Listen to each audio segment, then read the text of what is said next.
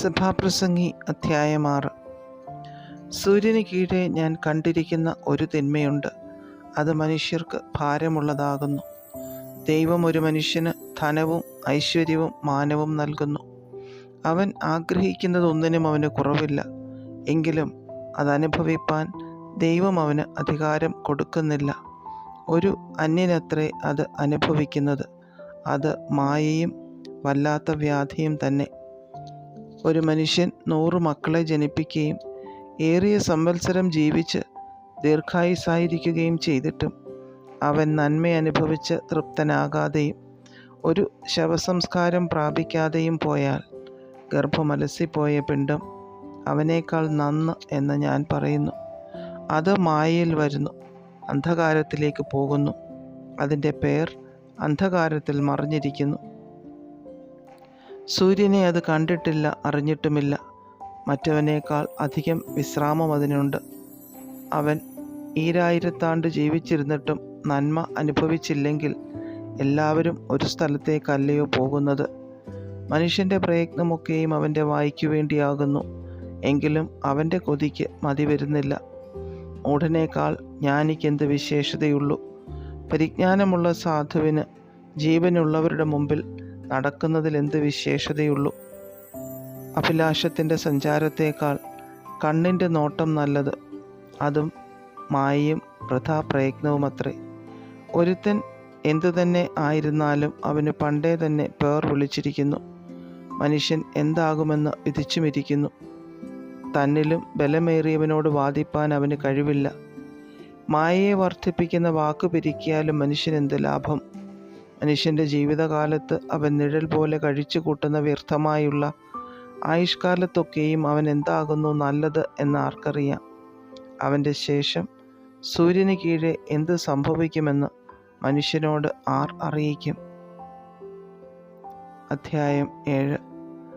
നല്ല പേർ സുഗന്ധതൈലത്തെക്കാളും മരണദിവസം ജനന ദിവസത്തേക്കാളും ഉത്തമം. വിരുന്നു വീട്ടിൽ പോകുന്നതിനേക്കാൾ വിലാപഭവനത്തിൽ പോകുന്നത് നല്ലത്.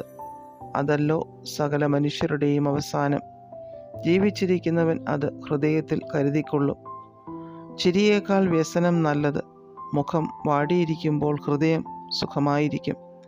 ജ്ഞാനികളുടെ ഹൃദയം വിലാപഭവനത്തിൽ ഇരിക്കുന്നു, മൂഢന്മാരുടെ ഹൃദയമോ സന്തോഷഭവനത്തിലത്രേ. മൂഢൻ്റെ ഗീതം കേൾക്കുന്നതിനേക്കാൾ ജ്ഞാനിയുടെ ശാസന കേൾക്കുന്നത് മനുഷ്യന് നല്ലത്.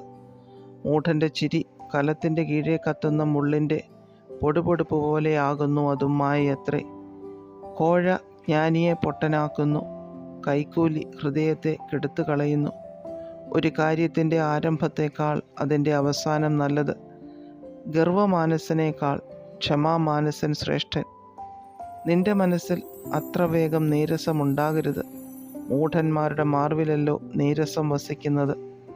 പണ്ടത്തെ കാലം ഇപ്പോഴത്തേതിനേക്കാൾ നന്നായിരുന്നതിൻ്റെ കാരണം എന്ത് എന്ന് നീ ചോദിക്കരുത്. നീ അങ്ങനെ ചോദിക്കുന്നത് ജ്ഞാനമല്ലല്ലോ. ജ്ഞാനം ഒരു അവകാശം പോലെ നല്ലത്. സകല ഭൂവാസികൾക്കും അത് ബഹുവിശേഷം. ജ്ഞാനം ഒരു ശരണം, ദ്രവ്യവും ഒരു ശരണം. ജ്ഞാനമോ ജ്ഞാനിയുടെ ജീവനെ പാലിക്കുന്നു. ഇതത്രേ പരിജ്ഞാനത്തിൻ്റെ വിശേഷത. ദൈവത്തിൻ്റെ പ്രവൃത്തിയെ നോക്കുക. അവൻ വളച്ചതിനെ നേരെയാക്കുവാൻ ആർക്ക് കഴിയും? സുഖകാലത്ത് സുഖമായിരിക്കുക, അനർത്ഥകാലത്തോ ചിന്തിച്ചു കൊള്ളുക. മനുഷ്യൻ തൻ്റെ ശേഷം വരുവാനുള്ളതൊന്നും ആരാഞ്ഞറിയാതിരിക്കേണ്ടതിന് ദൈവം രണ്ടിനെയും ഉണ്ടാക്കിയിരിക്കുന്നു. ഞാൻ എൻ്റെ മായാകാലത്ത് ഇതൊക്കെയും കണ്ടു. തൻ്റെ നീതിയിൽ നശിച്ചു പോകുന്ന നീതിമാനുണ്ട്, തൻ്റെ ദുഷ്ടതയിൽ ദീർഘായുസ്സായിരിക്കുന്ന ദുഷ്ടനുമുണ്ട്. അതിനീതിമാനായിരിക്കരുത്, അതിജ്ഞാനിയായിരിക്കുകയുമരുത്. നിന്നെ നീ എന്തിന് നശിപ്പിക്കുന്നു? അതിദുഷ്ടനായിരിക്കരുത്, മൂഢനായിരിക്കുകയുമരുത്. കാലത്തിന് മുമ്പേ നീ എന്തിനു മരിക്കുന്നു? നീ ഇത് പിടിച്ചുകൊണ്ടാൽ കൊള്ളാം, അതിങ്കിൽ നിന്ന് നിന്റെ കൈ വലിച്ചു കളയരുത്. ദൈവഭക്തൻ ഇവ എല്ലാറ്റിൽ നിന്നും ഒഴിഞ്ഞുപോരും. ഒരു പട്ടണത്തിൽ 10 ബലശാലികൾ ഉള്ളതിനേക്കാൾ ജ്ഞാനം ജ്ഞാനിക്കധികം ബലം. പാപം ചെയ്യാതെ നന്മ മാത്രം ചെയ്യുന്ന ഒരു നീതിമാനും ഭൂമിയിൽ ഇല്ല. പറഞ്ഞു കേൾക്കുന്ന സകല വാക്കിനും നീ ശ്രദ്ധ കൊടുക്കരുത്. നിന്റെ ദാസൻ നിന്നെ ശപിക്കുന്നത് നീ കേൾക്കാതിരിക്കേണ്ടതിന് തന്നെ. നീയും പല പ്രാവശ്യം മറ്റുള്ളവരെ ശപിച്ച പ്രകാരം നിനക്ക് മനോബോധമുണ്ടല്ലോ. ഇതൊക്കെയും ഞാൻ ജ്ഞാനം കൊണ്ട് പരീക്ഷിച്ചു നോക്കി. ഞാൻ ജ്ഞാനം സമ്പാദിക്കുമെന്ന് ഞാൻ പറഞ്ഞു, എന്നാൽ അത് എനിക്ക് ദൂരമായിരുന്നു. ഉള്ളത് ദൂരവും അത്യഗാധവും ആയിരിക്കുന്നു. അത് കണ്ടെത്തുവാൻ ആർക്ക് കഴിയും? ഞാൻ തിരിഞ്ഞു അറിവാനും പരിശോധിപ്പാനും ജ്ഞാനവും യുക്തിയും അന്വേഷിപ്പാനും ദുഷ്ടത ഭോഷത്വമെന്നും മൂഢത ഭ്രാന്തെന്നും ഗ്രഹിപ്പാനും മനസ്സുവെച്ചു. മരണത്തേക്കാൾ കയ്പായിരിക്കുന്ന ഒരു കാര്യം ഞാൻ കണ്ടു. ഹൃദയത്തിൽ കണികളും വലകളും കയ്യിൽ പാശങ്ങളും ഉള്ള സ്ത്രീയെ തന്നെ. ദൈവത്തിന് പ്രസാദമുള്ളവൻ അവളെ ഒഴിഞ്ഞ് രക്ഷപ്പെടും, പാപിയോ അവളാൽ പിടിപെടും. കാര്യമറിയേണ്ടതിന് ഒന്നോടൊന്ന് ചേർത്ത് പരിശോധിച്ചു നോക്കിയിട്ട് ഞാൻ ഇതാകുന്നു കണ്ടത് എന്ന് സഭാപ്രസംഗി പറയുന്നു. ഞാൻ താൽപ്പര്യമായി അന്വേഷിച്ചുകൊണ്ടിരിക്കുന്നു, എങ്കിലും കണ്ടുകിട്ടാത്തത്.